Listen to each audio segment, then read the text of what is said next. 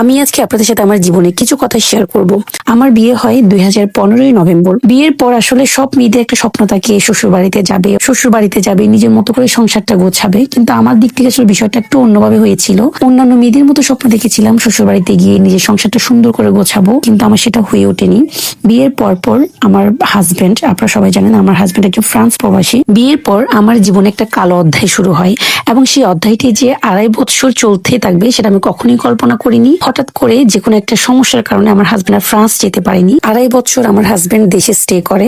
বিশেষ করে আপুরাই জানবে, যখন একজন মেয়ের হাজবেন্ড কাজকর্মহীন হয়ে পড়ে তখন মেয়েটির জীবন কি পরিমাণ অন্ধকারচ্ছন্ন হয়ে যায়। টাকা এমন একটা জিনিস, যখন আপনার হাজবেন্ডের টাকা থাকবে না আপনি কোথাও কোনো স্থান পাবেন না, সব দিকে শুধু অন্ধকার অন্ধকার। আমার ভাই, আপনারা জানেন যে কিনা এখন পৃথিবীতে বেঁচে নেই, আমার ভাই কিন্তু আমার সেই দুঃখের দিনে আমার ছাতার মতো আমার মাথার উপর ছিল।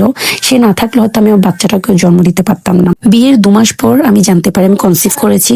তখন তো মাথায় আকাশ ভেঙে পড়েছে। আমার হাজবেন্ড ফ্রান্স যেতে পারেনি, তার কোনো কাজকর্ম নেই, তার মধ্যে একটা আলাদা খরচ। আপনারা তো জানেন একটা মেয়ের ডেলিভারি খরচ থেকে শুরু করে বাচ্চা হওয়া থেকে শুরু করে কত টাকা যে লাগে, খুব বেশি টেনশনে পড়ে যায়।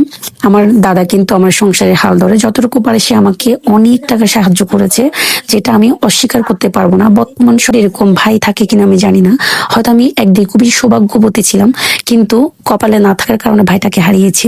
অনেকে আমাকে বিভিন্নভাবে প্রশ্ন করেন কেন বাবা বাড়িতে থাকে। আমার বাবা বাড়িতে থাকার একটাই কারণ, আমার দাদা না থাকার কারণে আমার বাবা মার দায়িত্ব আমাকে নিতে হয়েছে। আপনারা যারা কিনা আমাকে কমেন্ট গুলো করেন কেন আপনি বাবা বাড়িতে থাকেন, তাদের উদ্দেশ্যে আমার একটা প্রশ্ন। আপনাদের কথা হলো, মেয়ের জামাই যখন বিপদে পড়বে তখন মেয়ের বাবা মা মেয়ের জামাইয়ের পাশে দাঁড়াতে পারবে, কিন্তু মেয়ের জামাই সুসময়ে বা সুখের দিনে তাদেরকে দেখতে পারবে না।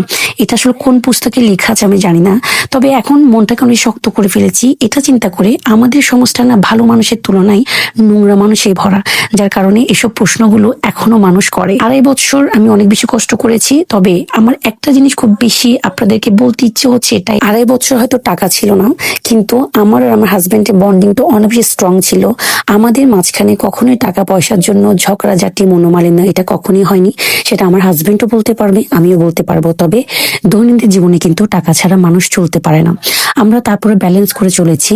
আর যেটা সত্যি কথা, আমার দুঃখের দিনে আমার বাপের বাড়ির মানুষদের আমি সবসময় সাপোর্ট পেয়েছি, যারা কিনা আজকে আমাকে খুব বেশি বলেন কেন বাবা বাড়িতে থাকি। আমার দুঃখের দিনে কি আপনারা আমার পাশে ছিলেন? বেশিরভাগ মেয়েদের জীবনে দেখবেন যখন বিপদে পড়বে বিয়ের পরে তখন কিন্তু তার বাপের বাড়ির মানুষরা তাদেরকে সাহায্য করতে আসে, শ্বশুর বাড়ির মানুষরা সাহায্য করতে নয় দেখতেও আসে না। তবে হয়তো অনেক মেয়েদের ভাগ্য ভালো হয় তাই হয়তো শ্বশুর বাড়ির সাপোর্ট পায়, তবে বেশিরভাগ ক্ষেত্রে মেয়েরা কিন্তু শ্বশুর বাড়িতে মানুষদের তাদের বিপদে পায় না। এটা কিন্তু অনেক সত্যি একটা কথা, আপনারা মানেন বা না মানেন। এরপরে আমার বাচ্চাটা হয়।